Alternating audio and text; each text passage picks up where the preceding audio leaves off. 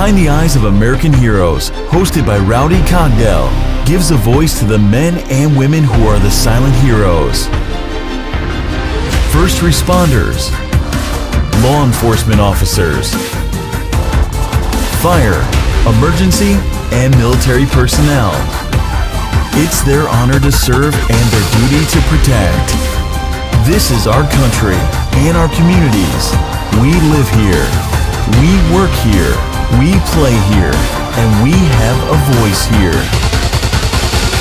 Behind the Eyes of American Heroes, it's all about the facts.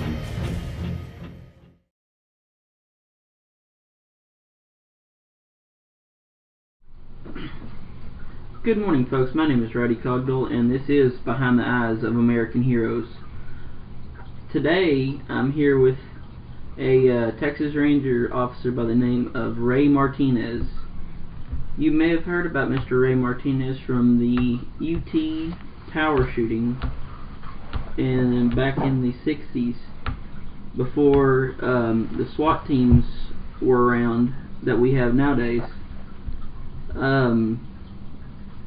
Thank you also to Sloan Rogers, one of the TSBVI security guards, for helping me set that up. Thank you, Sloan. Oh, you're welcome. And Mr. Martinez, how are you today, sir? I'm doing great. Happy to be here. Yes, sir. One thing I want to start off with is, would you mind telling my listeners a little bit about yourself and why you wanted to become a Texas Ranger? Well, first of all, I was raised in West Texas, in a little town of Rotan, and I came to Austin to go to the University of Texas. But after a while, I left and I joined the U.S. Army. When I returned back from the Army, I wanted a career, so I started looking for job opportunities in Austin, and I found out that the Austin Police Department was hiring. And I applied, and I went through the testing procedures and interview procedures, and I became a candidate for a cadet in the Austin Police Academy. After 16 weeks of the academy, I was certified as a police officer for the city of Austin. All right. I patrolled mostly on the east side during my early years with the Austin Police Department. But in 1966, of course, a big event happened here in Austin when a sniper by the name of Charles Whitman climbed on top of the University of Texas Tower. And somebody had to take him out, and so I was one of the ones that made it on top of the tower to bring an end to this tragic event that had happened here in Austin. Now, after a couple of years, I decided to leave the Austin Police Department, and I went to the Texas Department of Public Safety as a narcotic agent, and I spent 4 years in Houston area with narcotics. And then, of course, I took a test, made my application, competed, and finally made a Texas Ranger, and I was sent to Laredo, Texas, first duty station. Behind the Eyes of American Heroes will be back after these messages. Hello, folks. My name is Rowdy Cogdell, owner and operator of the Night Owl Espresso and Tea Bar here in Silverton, Texas at 506 Main Street. Our hours of operation are 10 a.m. and 6 p.m. Friday and Saturday, Sunday 2 p.m. to 6 p.m. We feature frappes, smoothies, hot and iced coffees, as well as tea and sweet, sweet treats for your sweet, sweet tooth. We also here at 506 Main Street have the Ghost Horse Gallery, owned and operated by Hunter and Tammy Penn. This gallery features turquoise jewelry, bronze sculptures, aluminum sculptures, raku-fired clay, and crystal lead, and much, much more. So come on by 506 Main Street in Silverton, Texas to experience the Lonesome Dove-typed atmosphere. Y'all have fun now.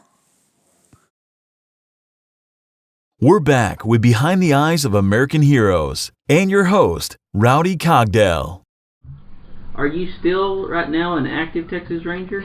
No, after I got to Laredo, of course, I was assigned one time, one very interesting case, and that was to go to Huntsville because they had a hostage situation where several prisoners took hostages, and two of the hostages were killed, and the hostage takers were killed with the exception of one to survive. But my mission was to be a part of a team of Rangers to investigate how the guns were smuggled into the prison system. We found out how they were smuggled in, and that completed that case. After that, I was sent to Duval County, which was a very corrupt county in South Texas, and a big powerhouse, so to speak, because they had a lot of political connections. And I was part of a team, again, of investigators, of Rangers, a couple of Rangers, and members of the Department of, members of the Texas Attorney General's office. And we spent 2 years there, and we conducted a lot of investigations, cleaned up the county, so to speak. We got about 118 indictments on a number of people. And after that, we investigated a lot of voter fraud.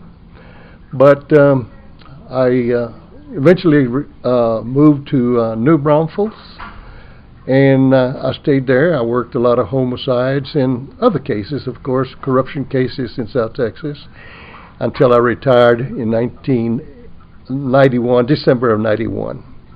And then I was a retired Texas Ranger. I became a private investigator, and I did that for a few years, and then I was elected Justice of the Peace there in Comal County, New Braunfels, where I served for a period of 4 years. Wow, that sounds like an interesting life story you have. Going back to the case that you were on with the the prisoners, you know, with the smuggling of the guns, I've been watching the news, and I've seen that, you know, drugs and stuff are also smuggled in. Would you think that the way the stuff they find out now, do you think it's still smuggled in the same way those guns were smuggled in? Well, you know, prisoners have a lot of devious ways of thinking as to how to achieve evil things while they're in prison. And, of course, they are always coming up with new ways to smuggle items into prisons or smuggle drugs. On this deal with the gun smuggling, it was very unique because it was a trustee that was working there at the prison system for one of the wardens. And what he did, the personnel, like the wardens and all the other people that worked at the prison system, they were given milk, vegetables, and meats because the prisoners raised this there in the prison system. So this trustee was working for one of the assistant wardens, and he got a ham, and he let it out there in the sun. The ham spoiled, and then it stunk very bad. So then he cut the ham in half, carved out enough room for a 357 Magnum pistol. He put the pistol into the ham, and then he wrapped the ham up. And when he returned back to the prison system that evening, the guards searched him, but they didn't look into the ham. And so he took it to the kitchen, and from there the gun was taken to the main hostage taker, which was named Federico Carrasco. Then he smuggled 2 other guns by letting some pork chops spoil. He wrapped up 2 of the guns like pork chops and threw them all there with the pork chops, so they did not check the pork chops very well when they came in. Of course, they thought they were spoiled pork chops, and they stunk, and so they got that in. Now, as far as the ammunition, the prisoner or the trustee got a gallon can of peaches. He took the label off very carefully. Then he cut the can almost in half, bent it backwards, drained all the peaches out and all the juice, and then washed it out. And then with paper towels he cleaned it out. Then he got the ammunition and put it on a piece of masking tape, and then he put some more masking tape on top of it, and then he rolled all that ammunition into the can.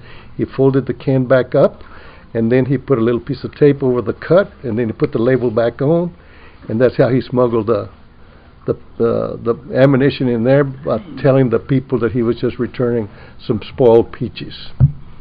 Wow. And that's how they did it. So when you talk about drugs, well, people use their imagination, and they also smuggle drugs that way. Brought to you by the Behind the Eyes of American Hero show with Rowdy Cogdell. Hello folks, my name is Rowdy Cogdell, owner of Behind the Eyes of American Heroes. This concludes our podcast for today, but please join me next time for part 2 of my interview with retired Texas Ranger Ray Martinez. Have a good day.